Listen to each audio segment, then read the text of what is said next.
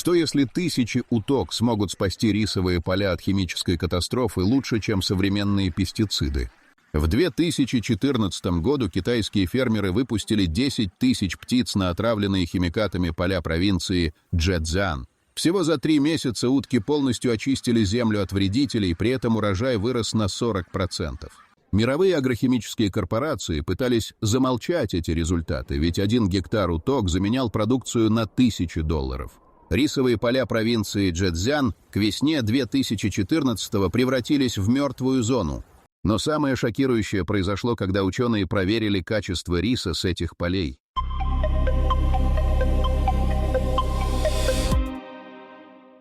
Фермеры десятилетиями заливали землю пестицидами против рисовых долгоносиков и саранчи.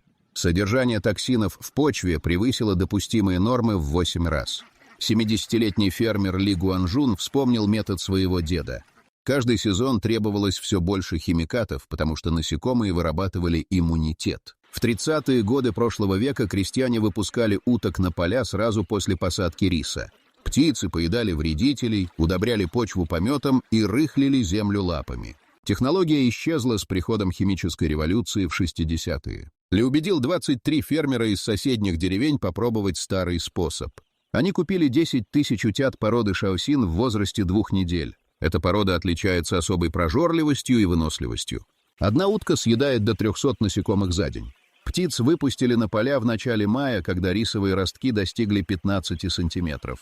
Утки сразу принялись за работу. Они склевывали личинок долгоносиков, гусениц, улиток и сорняки. За первую неделю поголовье вредителей сократилось на 60%. Фермеры разделили стаю на группы по 500 голов на гектар. Каждое утро пастухи выгоняли птиц на поля, а вечером загоняли в загоны. Утки быстро запомнили маршрут и двигались организованными колоннами между рядами риса. Через месяц произошло неожиданное. Химически отравленная почва начала восстанавливаться.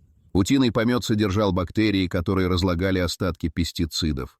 Анализы показали снижение токсинов на 30%. Земля снова стала живой. Соседние фермеры, продолжавшие использовать химикаты, заметили разницу уже в июне. На полях рис рос плотным зеленым ковром, а их посевы желтели от болезней.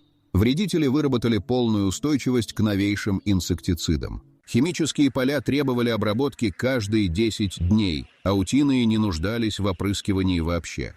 К середине лета к эксперименту присоединились еще 40 хозяйств. Они закупили 20 тысяч уток. Птицы работали как живые машины по очистке полей, не требуя топлива и не загрязняя окружающую среду. Августовским утром на поля вышли 100 тысяч уток одновременно. Зрелище напоминало военный парад.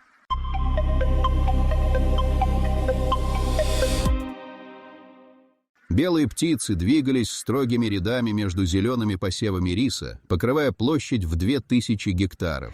Местные жители снимали это на телефоны, видео разлетелось по китайским социальным сетям за несколько часов. Фермеры выработали четкую систему управления утиной армией. В 5 утра пастухи открывали загоны. Птицы самостоятельно направлялись на закрепленные за ними участки. Каждая группа знала свою территорию и не пересекалась с соседними. В 7 вечера раздавался свисток, и утки возвращались на ночевку. Ни одна птица не потерялась за весь сезон. Эффективность превзошла все ожидания. Утки уничтожали не только насекомых на поверхности, но и их личинок в верхнем слое почвы. Они погружали клювы в грязь на глубину до 5 сантиметров, выбирая оттуда куколок и яйца вредителей. Химические препараты никогда не достигали такой глубины обработки. Одна утка за сезон производила 15 килограммов помета. Это натуральное удобрение содержало азот, фосфор и калий в идеальной пропорции для риса. Фермеры полностью отказались от минеральных подкормок. Экономия составила 3000 юаней на гектар. Птицы решили еще одну проблему. Их постоянное движение между рядами риса насыщало воду кислородом. Корни растений получали больше воздуха, что ускоряло рост. Стебли стали толще и крепче на 20% по сравнению с химическими полями. В сентябре на поля приехала делегация из Министерства сельского хозяйства Китая. Чиновники измеряли высоту растений, считали количество зерен в метелках, брали пробы почвы. Результаты их ошеломили. Урожайность выросла с 6 до 8,5 тонн с гектара. Это на 42% больше, чем на обычных полях. Качество зерна оказалось выше всех стандартов. Рис содержал 0 остатков пестицидов. Лабораторный анализ не выявил ни одного токсичного соединения. Зерна были крупнее, белее и тяжелее обычных. Содержание белка увеличилось на 8%. Экономический эффект поразил даже скептиков. Фермеры не только сэкономили на химикатах и удобрениях, но и получили дополнительный доход. К осени утки набрали товарный вес. Их мясо продавалось по премиальной цене, как экологически чистое. Яйца, которые птицы откладывали прямо на полях, тоже шли на продажу. 1 гектар уток приносил двойную прибыль.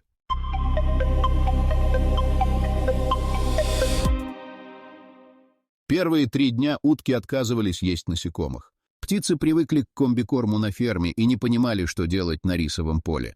Они сбивались в кучу у края участка и громко крякали, требуя привычную еду. Фермер Ли Гуанжун начал паниковать. Он вложил все сбережения в покупку 10 тысяч утят. На 4-й день произошел перелом. Самая голодная утка случайно схватила клювом жирную гусеницу. Остальные птицы мгновенно среагировали и бросились искать добычу. Инстинкт охотника проснулся за несколько минут. К вечеру вся стая активно склевывала насекомых с листьев риса. Утки оказались невероятно умными охотниками. Они научились определять, где прячутся личинки, по едва заметным повреждениям на стеблях. Птицы вытаскивали вредителей из самых труднодоступных мест. Долгоносики пытались спрятаться внутри стеблей, но утки разламывали их клювами и добирались до насекомых. Через неделю фермеры заметили странное поведение. Утки начали охотиться организованными группами. 20 птиц выстраивались в линию и медленно двигались вперед, загоняя саранчу в ловушку. Другие утки ждали в конце ряда и хватали выпрыгивающих насекомых. Никто не обучал их этой тактике. Ночные вредители создавали особую проблему. Некоторые виды жуков выходили кормиться только после захода солнца. Утки решили это сами. Часть стаи стала бодрствовать в сумерках, патрулируя поля до полной темноты. Они съедали ночных насекомых до того, как те успевали отложить яйца. Погода испытывала эксперимент на прочность. В конце мая обрушился тайфун. Ливень затопил поля на полметра. Фермеры боялись, что утки утонут или разбегутся, но птицы восприняли наводнение как праздник. Они плавали между рядами риса, ныряли и вылавливали водяных улиток, которые обычно уничтожали корни растений. Жара в июне превысила 38 градусов. Химические поля требовали постоянного полива, иначе рис желтел. Утиные поля оставались зелеными. Птицы постоянно плескались в воде, охлаждая ее и создавая циркуляцию. Корни риса получали прохладу даже в самый зной. Хищники быстро обнаружили легкую добычу. Лисы и дикие собаки начали нападать на уток по ночам. Фермеры потеряли 120 птиц за первую неделю. Ли натянул по периметру полей проволоку с колокольчиками. Любое движение создавало звон. Установил пугало с отражателями. Потери прекратились через 3 дня. Самым неожиданным открытием стало влияние на водоплавающих птиц. Дикие утки и цапли, пролетавшие мимо, начали садиться на поля. Они присоединялись к домашним уткам в охоте на насекомых. Фермеры насчитали до 300 диких птиц одновременно. Природа сама усиливала армию защитников урожая.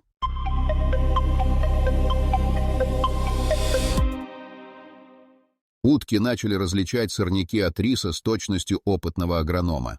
В первый месяц птицы склевывали все подряд, включая молодые побеги культурных растений. Фермеры теряли до 10% всходов, но к концу июня ситуация изменилась радикально. Утки выщипывали только сорную траву, обходя рис стороной.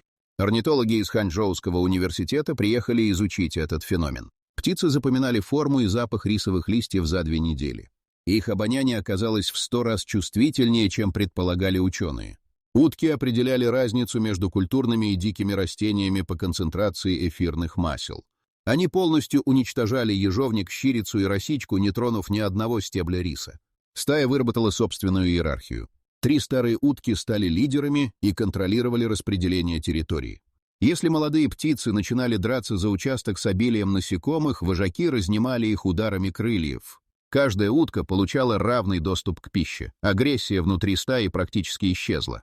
Птицы создали систему оповещения об опасности. Когда одна утка замечала хищника, она издавала особый крик. Вся стая мгновенно сбивалась в плотную группу и отступала к центру поля. Там они становились недоступны для лис и собак. Фермеры насчитали 7 различных сигналов тревоги для разных угроз. Самым удивительным стало поведение во время кормления утят. Взрослые утки приносили пойманных насекомых к гнездам и обучали птенцов охоте. Они показывали, как находить личинок под листьями и как ловить прыгающую саранчу. Молодняк усваивал навыки за 3 дня вместо обычных 2 недель. Утки начали менять режим активности в зависимости от погоды. В жаркие дни они охотились рано утром и поздно вечером, отдыхая в тени в полдень. В прохладную погоду работали весь день без перерыва. Птицы самостоятельно оптимизировали график, повышая эффективность на 30%. Появилось разделение труда внутри стаи. Часть уток специализировалась на наземных насекомых, другие охотились в воде на улиток и головастиков. Третья группа патрулировала края полей, где скапливались мигрирующие вредители. Каждая птица нашла свою нишу и не конкурировала с сородичами. Фермер Джан Вэй заметил, что утки предсказывают погоду точнее метеорологов. За 12 часов до дождя птицы становились беспокойными и активно кормились, запасая энергию. Перед грозой они уходили в укрытие за час до первых капель. Джан начал планировать полевые работы по поведению уток и ни разу не попал под ливень. Птицы обнаружили способность находить поврежденные растения. Они собирались вокруг кустов риса, пораженных грибком или вирусом, и съедали всех насекомых в радиусе 2 метров. Это предотвращало распространение болезней. Зараженные участки не превышали 1% площади, тогда как на химических полях болезни охватывали до 20% посевов.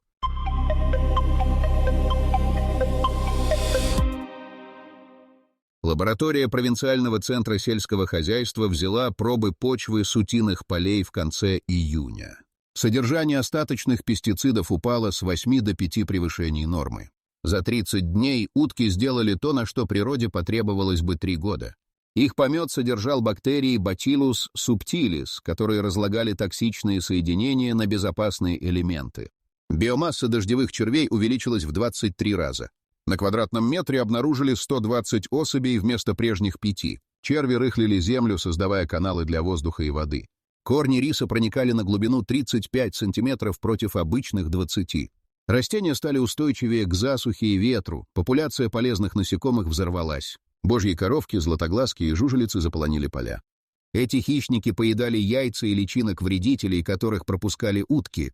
На химических полях полезные насекомые гибли от отравления. На утиных участках сформировался естественный баланс, где каждый вид контролировал численность другого. Качество воды в оросительных каналах улучшилось настолько, что в них появилась рыба. Караси и толстолобики заплыли из реки и начали нереститься. Фермеры выловили 200 килограммов рыбы к концу месяца. Вода стала прозрачной, исчез запах гниения. Концентрация кислорода выросла вдвое. Рисовые стебли набирали зеленую массу быстрее контрольных образцов на 40%. Листья были шире и плотнее, хлорофилл вырабатывался интенсивнее благодаря обилию азота из утиного помета. Фотосинтез ускорился, растения производили больше питательных веществ для будущих зерен. Энергозатраты фермеров сократились до минимума. Не требовались опрыскиватели, насосы для химикатов, защитные костюмы. Один пастух управлял 1000 уток с помощью простого свистка. Расход электричества упал на 70%. Экономия составила 8000 юаней на хозяйство за месяц. Соседние фермеры, продолжавшие химическую обработку, столкнулись с катастрофой. Вредители выработали иммунитет к 3 новым видам инсектицидов. Приходилось увеличивать дозировку вдвое, что убивало сам рис. 12 хозяйств потеряли половину урожая. Их поля превратились в желтую пустошь. Местное правительство направило комиссию для оценки метода. Чиновники измерили высоту растений на утиных полях — 72 сантиметра. На химических участках тот же сорт риса достигал лишь 58 сантиметров. Разница в 14 сантиметров означала минимум 20% прибавки урожая.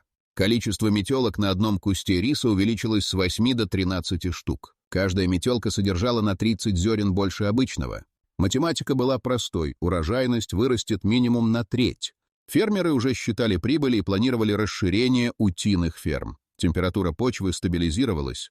Постоянное движение уток и циркуляция воды не давали земле перегреваться днем и переохлаждаться ночью. Оптимальный режим в 24 градуса держался круглые сутки.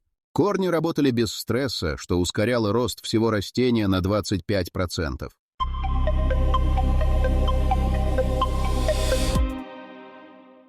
Видео с маршем 100 тысяч уток набрало 300 миллионов просмотров в китайских соцсетях за неделю. Западные СМИ подхватили историю в середине июля. Американский телеканал NBC отправил съемочную группу в провинцию Чжэцзян. Репортаж вышел в прайм-тайм и собрал 22 миллиона зрителей. Агрохимические корпорации отреагировали мгновенно. Компания Monsanto опубликовала заявление, что метод работает только в специфических условиях Китая и непригоден для других стран. Их эксперты утверждали, что утки распространяют птичий грипп и загрязняют воду фекалиями. Ни одно из этих обвинений не подтвердилось проверками. Корпорация Bayer запустила рекламную кампанию на $50 миллионов, продвигая новый биопестицид. Препарат стоил в 3 раза дороже обычных химикатов и требовал специального оборудования. Продажи провалились. Фермеры видели результаты утиного метода и отказывались платить за сомнительную химию. Индийское правительство первым заинтересовалось технологией. Делегация из 20 агрономов провела 2 недели на полях Чжэцзяна. Они изучали каждый аспект метода, от выбора породы уток до графика выпаса. Индия закупила 100 тысяч утят в августе и запустила пилотный проект в штате Западная Бенгалия. Вьетнам, Таиланд и Камбоджа отправили совместную миссию в сентябре. Эти страны страдали от массового отравления почв пестицидами еще со времен войны. Агент Оранж и другие химикаты сделали миллионы гектаров непригодными для земледелия.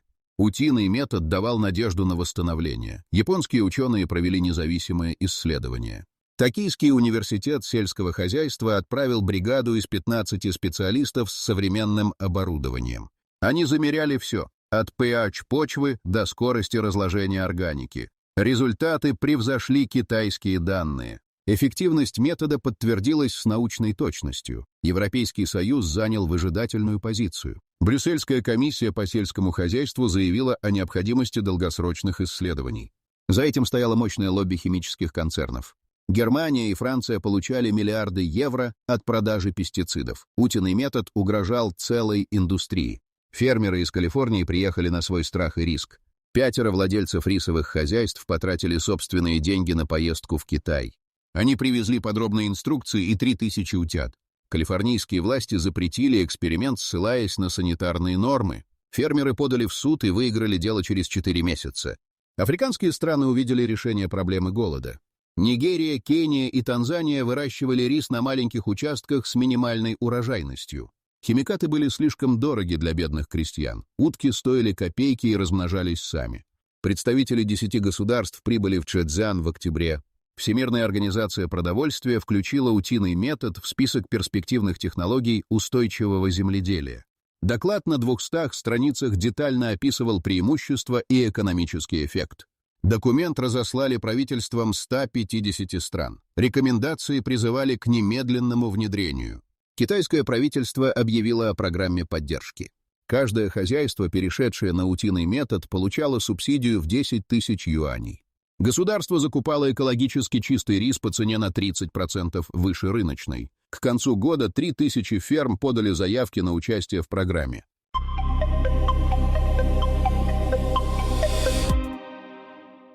Провинция Чжэцзян к весне 2015-го увеличила утиное поголовье до 5 миллионов птиц.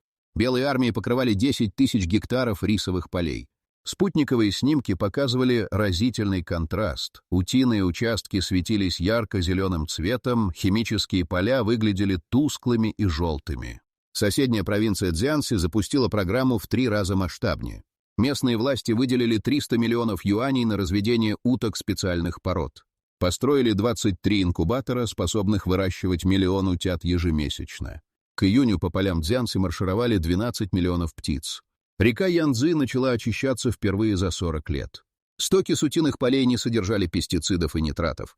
Вода становилась чище с каждым километром, проходя мимо экологических хозяйств. Концентрация токсинов в нижнем течении упала на 18% за год. Рыба вернулась в места, где не водилась с 70-х годов. Биоразнообразие взорвалось на территориях утиного земледелия. Орнитологи насчитали 43 вида птиц, которые исчезли из региона 20 лет назад. Цапли, аисты, журавли вернулись гнездиться на рисовых полях. Они не конкурировали с утками, а дополняли их работу, охотясь на крупных вредителей. Пчелы начали опылять дикие цветы по краям полей. Медоносные растения разрослись на межах, где раньше выжигали все химикатами. Пасечники установили ульи рядом с утиными хозяйствами. Мед получался кристально чистым, без следов пестицидов. Цена выросла втрое, спрос превышал предложение в 10 раз. Грунтовые воды восстанавливались быстрее прогнозов. Скважины, которые давали отравленную воду, через год стали пригодны для питья. Фильтрация через очищенную почву удаляла остатки химикатов. Деревни получили доступ к чистой воде без дорогих систем очистки. Лесополосы вокруг полей ожили. Деревья, угнетенные годами химической обработки, дали новые побеги. Листва стала густой и зеленой. Птицы свили гнезда в ветвях. Белки и зайцы вернулись в рощи. Экосистема начала восстанавливаться по цепной реакции. Местные жители заметили улучшение здоровья. Больница в уезде Юйхан зафиксировала снижение случаев отравлений на 60%. Респираторные заболевания у детей упали вдвое. Врачи связали это с прекращением распыления пестицидов. Воздух стал чище, вода безопаснее. Экономика региона получила мощный толчок. Экологически чистый рис продавался в Шанхае и Пекине по премиальным ценам. Появился спрос на экспорт в Японию и Корею. Фермеры зарабатывали в 2 раза больше, чем на обычном рисе. Доходы деревень выросли на 120%. Туризм стал неожиданным источником прибыли. Тысячи горожан приезжали посмотреть на утиные парады. Фермеры организовали экскурсии, открыли гостевые дома, продавали свежие яйца и мясо уток. Деревня Лигуанжуна принимала 300 туристов в выходные дни. Дополнительный доход составлял 50 тысяч юаней в месяц. Молодежь вернулась в сельскую местность. 20 лет подряд деревни пустели, юноши уезжали на заводы. Утиный бизнес оказался прибыльнее фабричной работы. 170 молодых людей вернулись домой за год и открыли собственные хозяйства. Средний возраст фермеров снизился с 60 до 42 лет.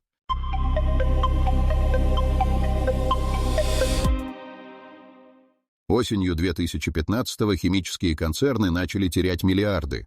Продажи пестицидов в Китае упали на 42% за 6 месяцев. 37 заводов по производству инсектицидов закрылись. 12 тысяч человек потеряли работу. Корпорации перешли в атаку. Компания Сингента профинансировала исследование, которое якобы доказывало опасность утиного помета.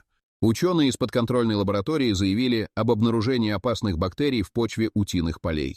Отчет распространили по всем СМИ. Паника длилась 3 дня, пока независимая экспертиза не разоблачила фальсификацию. Образцы брали не с рисовых полей, а с птицефабрики. Лоббисты в правительстве попытались протолкнуть закон об обязательной сертификации утиных хозяйств. Процедура стоила 80 тысяч юаней и требовала год проверок. Это убило бы метод для мелких фермеров. 20 тысяч крестьян вышли на демонстрацию в Ханчжоу. Они привезли с собой уток и выпустили их у здания администрации. Власти отозвали законопроект через неделю. Провинция Хунань стала полем битвы между старым и новым методом. Половина фермеров перешла на уток, половина осталась на химикатах. К концу сезона разница стала очевидной. Утиные хозяйства собрали 9 тонн риса с гектара. Химические поля дали 4,5 тонны. Урожай отличался вдвое. Качество зерна шокировало экспертов больше количества. Рис с утиных полей содержал на 30% больше белка и на 40% больше витаминов группы В. Зерна были крупнее, тяжелее и ароматнее. Слепое тестирование показало, что 92% дегустаторов предпочли экологический рис обычному. Токийская лаборатория провела анализ на 300 видов химических соединений. В утином рисе не нашли ни одного пестицида. В обычном зерне обнаружили остатки 23 различных ядов. 7 из них были запрещены международными конвенциями еще в 90-е годы, но китайские фермеры продолжали их использовать. Супермаркеты Шанхая начали войну за экологический рис. Крупнейшая сеть Carrefour предложила фермерам контракты на 5 лет с фиксированной ценой. Конкурент Walmart повысил ставку на 20%. Началась настоящая биржевая игра. Цена экологического риса взлетела до 8 юаней за килограмм против 3 юаней за обычный. Экспорт превзошел все ожидания. Япония закупила 50 тысяч тонн утиного риса в ноябре. Южная Корея заказала 70 тысяч тонн. Сингапур, Малайзия и Гонконг выстроились в очередь. Спрос в 10 раз превышал предложение. Китай впервые за историю стал экспортером премиального риса. Фермер Ли Гуанжун, который начал революцию, стал миллионером. Его хозяйство приносило 3 миллиона юаней чистой прибыли в год. Он открыл школу утиного земледелия, где обучал метод бесплатно. За полгода курсы прошли 2300 человек из 17 провинций Китая. Переломный момент наступил в декабре. Министерство сельского хозяйства Китая объявило национальную программу перехода на экологическое рисоводство. Государство выделило 5 миллиардов юаней на субсидии. План предусматривал перевод половины рисовых полей страны на утиный метод за 3 года. Это означало революцию в масштабах всей планеты. Химические концерны капитулировали. Байер закрыл 3 завода в Китае и перепрофилировал производство на органические удобрения. Сингента объявила о разработке кормов для уток. Монсанто продал китайское подразделение местным инвесторам. Эра тотальной химизации сельского хозяйства закончилась.